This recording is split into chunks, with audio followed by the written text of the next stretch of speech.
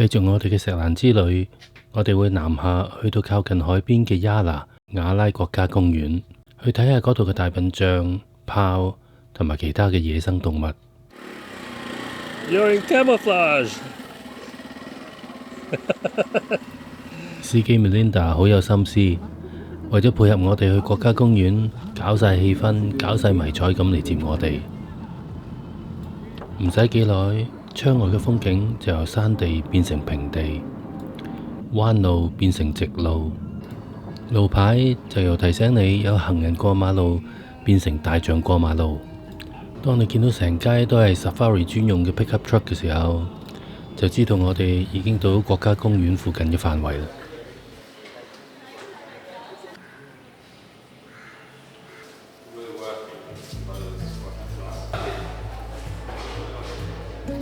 我哋嘅酒店喺海邊，出邊就係一望無際嘅印度洋。但因為喺國家公園旁邊，俾一陣頗為濃烈嘅象屎牛屎味籠罩住，亦少不免會有好多昆蟲同埋小動物。夜晚酒店嘅通道沿路亦都會有青蛙、甲鬼、蝙蝠，應有盡有。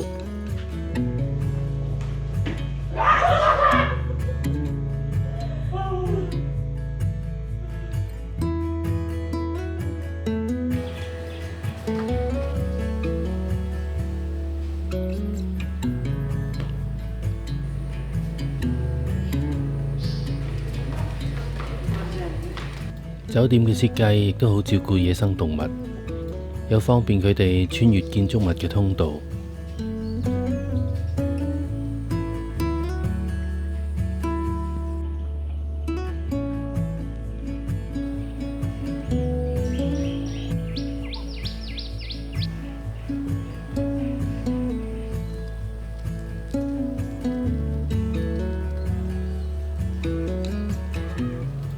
雖然好近海，但我哋唔敢亂咁自己周圍逛，因為酒店嘅職員話，真係會有野生大象、豹同埋鱷魚隨時出現。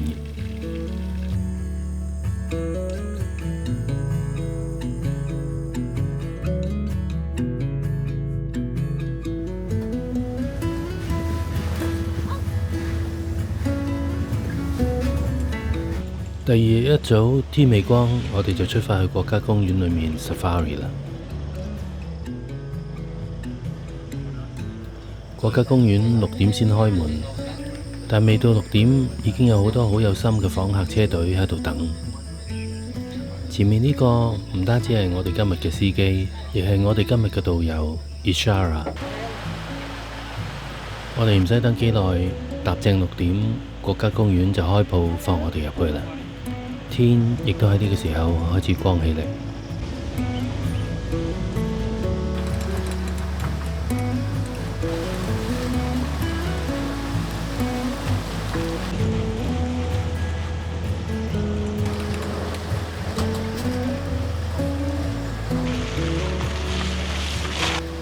Ishara 雖然要一邊揸車一邊揾動物，但佢嘅一對鷹眼唔使幾耐就已經幫我哋揾到一個大象屁股啦。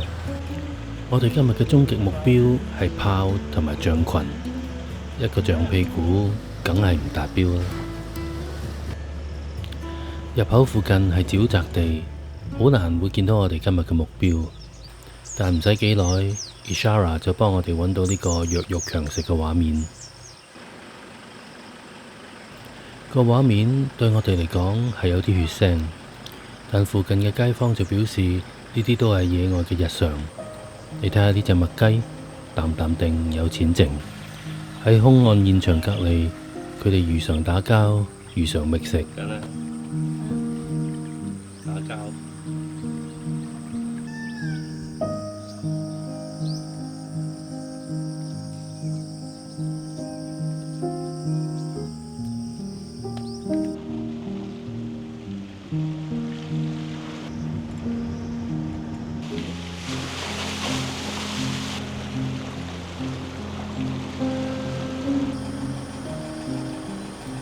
沼澤地未能夠近距離見到大型動物，我哋就只可以睇睇身邊同埋頭頂各式各樣嘅雀鳥，亦正好可以滿足下我好耐都冇滿足過嘅觀鳥癮。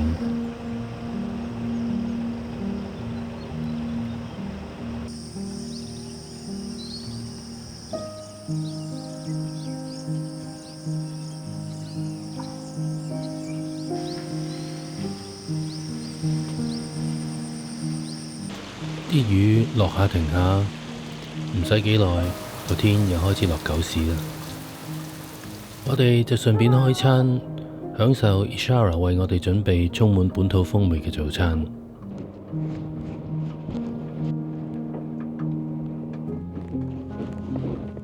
食完早餐，雨仲未停，於是只可以繼續觀鳥。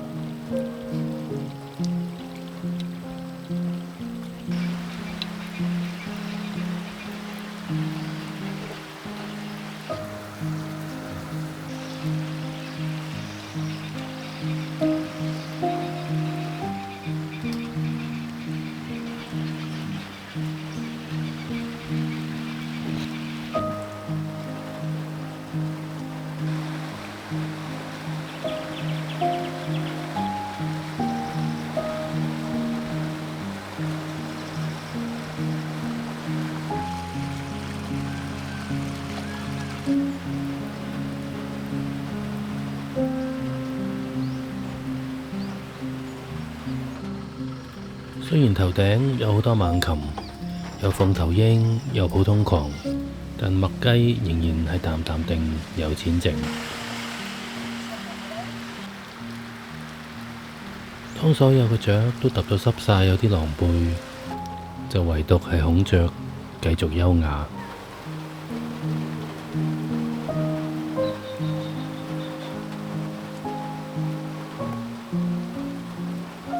朝早最高興嘅就應該係睇到我成日喺電視度睇到，但好想見到佢真雀嘅織布鳥。呢一隻公嘅就好努力咁樣喺度 sell 佢啱啱 DIY 完嘅 studio 單位，背樹面水凼，窗明幾淨，仲有荊棘作為天然保安系統添。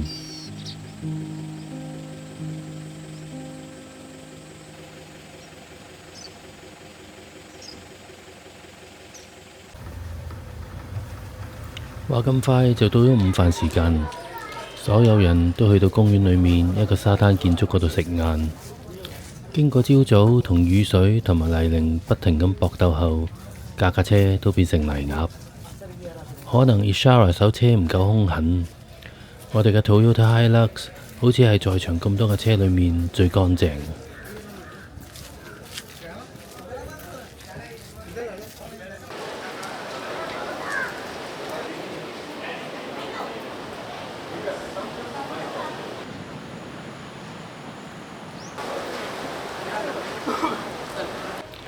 設計呢個俾遊人小休嘅建築物嘅建築師係有啲要求，簡簡單單嘅建築睇得出花咗唔少心思。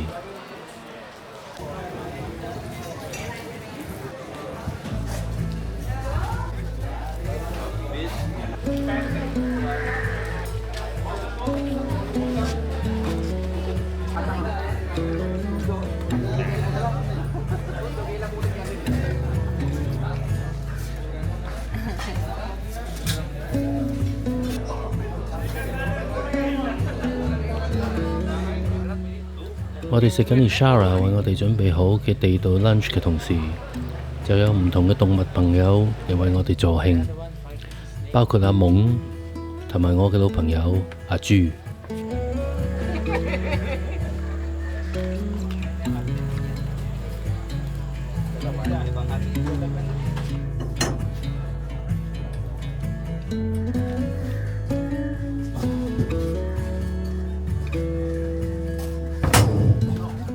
食完個晏，個天好似校咗鬧鐘咁，又開始落狗屎啦。但係 the show must go on。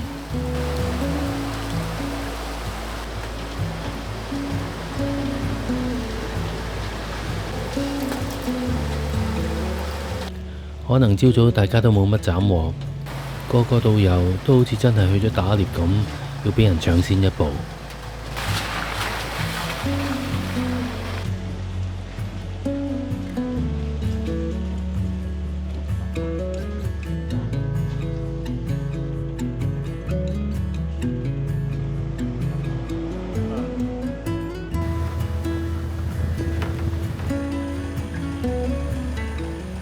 下晝我哋先去嘅又係沼澤地，又係水鳥，但今次就係我都幾鍾意嘅麋鹿。佢哋食嘢嘅時候嗰個癲癲喪喪嘅樣，就連樹上面嘅鳳頭鷹都睇到有啲側目。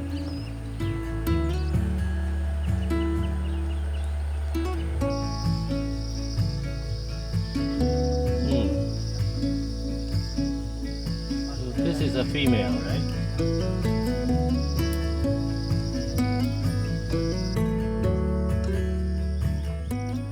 唔係睇小呢隻雞，佢並唔係一隻普通嘅家雞，而係享負盛名嘅斯里蘭卡國鳥石蘭原雞。佢個樣係咪好雞呢？當然，沼澤裏面又點少得鱷魚呢？而當你喺沼澤裏面見過鱷魚之後，所有沼澤裏面見到嘅木頭，你都會當作係鱷魚嘅。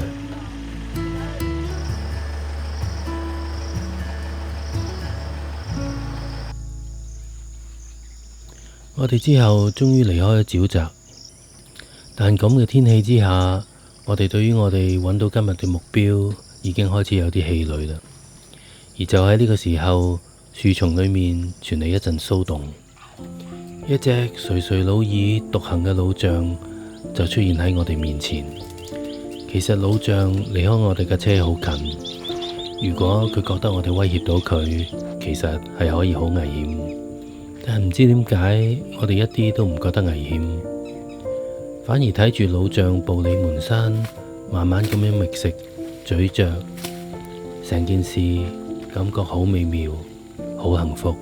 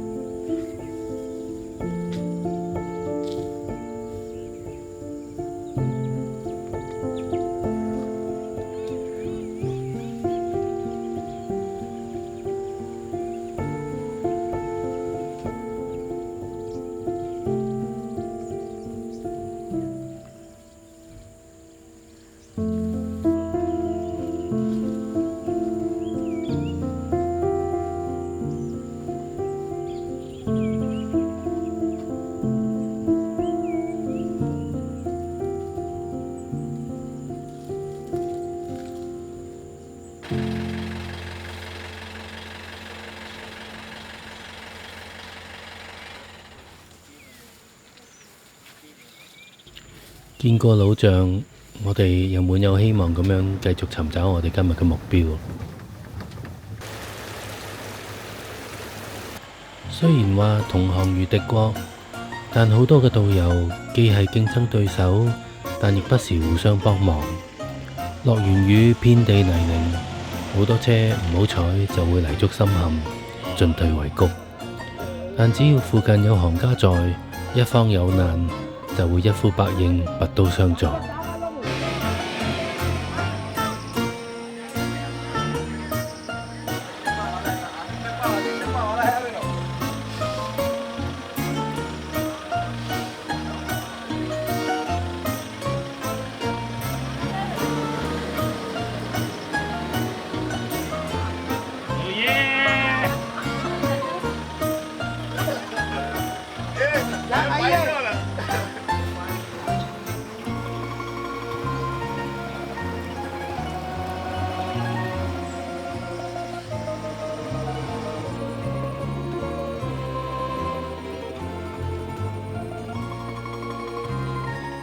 終於，我哋揾到我哋想揾好耐嘅炮嘅食物。佢嘅 menu 上高有梅花鹿、兔仔同埋猿猴。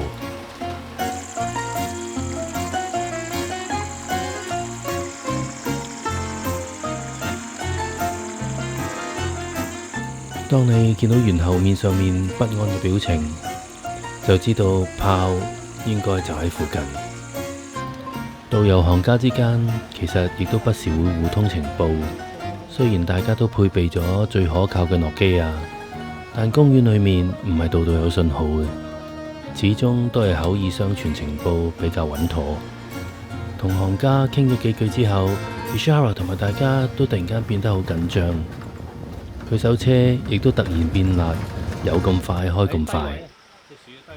話口未完，我哋今日嘅第一隻炮就出現喺我哋眼前，但呢隻炮似乎食飽飯，冇嘢好得過爬上樹上面瞓個晏覺，一味只係俾個屁股我哋睇。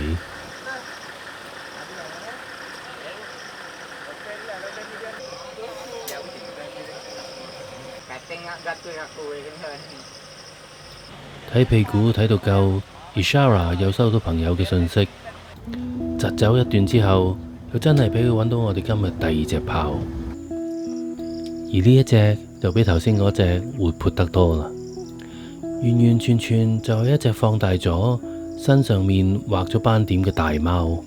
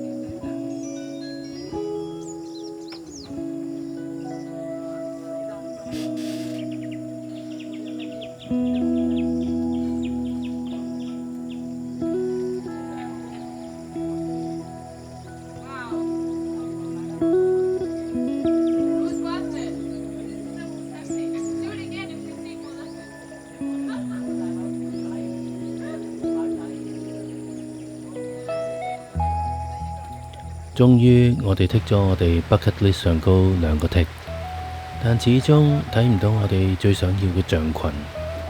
眼前沼澤裏面嘅枯樹，亦俾唔到我哋啲咩希望。但沼澤裏面嘅鳳眼藍，又好似喺度暗示緊啲咩。突然間，路旁邊就出現咗一隻離群嘅象仔，仲要喺我哋面前好跳脫咁表演玩水。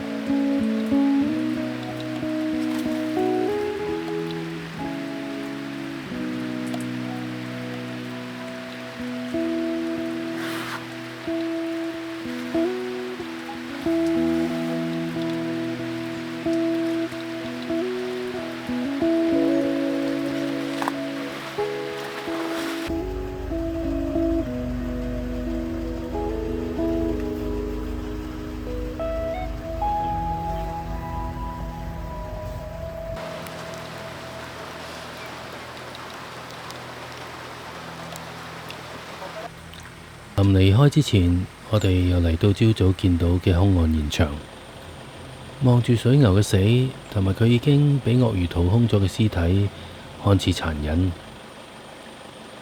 自然物種之所以殺戮，無非為咗糊口，為咗生存。比起人類無緣無故嘅傷害同埋殺戮，眼前嘅景象一啲都唔殘忍。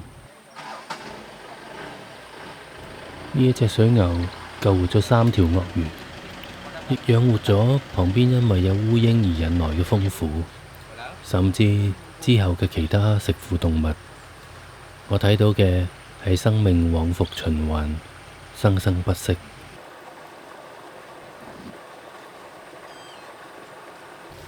雖然天氣唔好，但一日嘅 safari 睇到充滿生機活力嘅原野，睇到死亡同佢帶嚟嘅循環。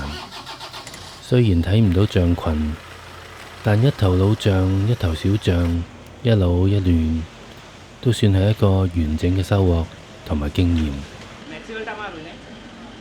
拜拜。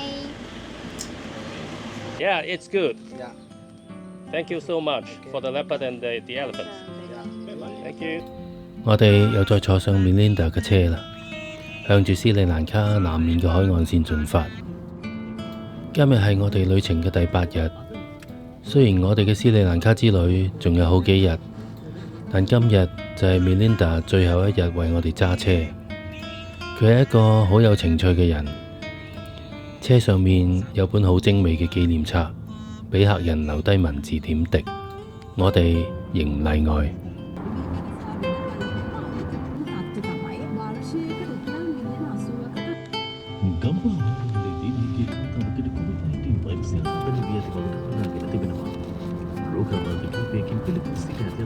我哋嘅車沿住嗰條有街燈但係冇開，通往漢班托塔港嘅新建公路，一路向西，唔使幾耐就到咗我哋嚟緊幾日嘅基地 Mirissa， 同 Melinda 同埋佢嗰架經常播住佛偈電台嘅Honda好好道別。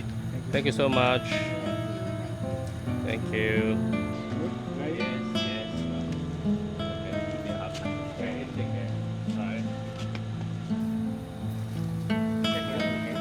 Thank you. Aruna, manager of Villa Saldasia. Nice to meet you. Nice meeting you. I'm Brian and this is Michelle. Nice to meet you. Aruna. I see. This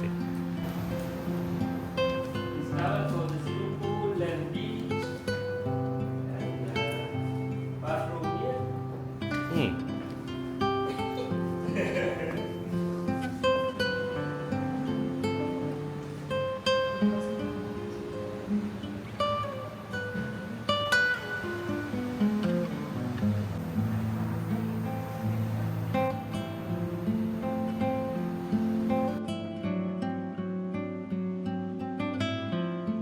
就係咁，食完嗰餐，老婆啊到咗斯里蘭卡之後，都未食過咁正常好食嘅晚餐。聽住印度洋拍埋嚟嘅海浪聲，我哋終於可以攤上床，結束我哋第8日嘅旅程。